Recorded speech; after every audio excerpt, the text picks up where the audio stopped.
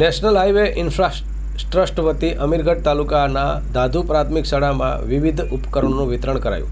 National highway infra trust વતી અમીરગઢ તાલુકાના દાધુ પ્રાથમિક શાળામાં મ્યુઝિક સિસ્ટમ, આરઓ કુલર તેમજ નોટિસ બોર્ડનું વિતરણ કરવામાં આવ્યું હતું. આ સિવાય દાધુ ગામમાં આજુબાજુમાં રહેતા ભાઈઓને હેલ્મેટનું વિતરણ કરવામાં આવ્યું હતું. આ સમારંભમાં દાતા તાલુકાના ધારાસભ્ય કાંતિભાઈ ખરાડી તેમજ નેશનલ હાઈવે ઇન્ફ્રા ટ્રસ્ટના પ્રોજેક્ટ મેનેજર શૈલેન્દ્રસિંહ રાજપૂત અને NWPPLનો તમામ સ્ટાફ હાજર રહ્યો હતો. સ્ટોરી બાય દિલીપસિંહ રાજપૂત, બનાસકાંઠા મા ન્યૂઝ.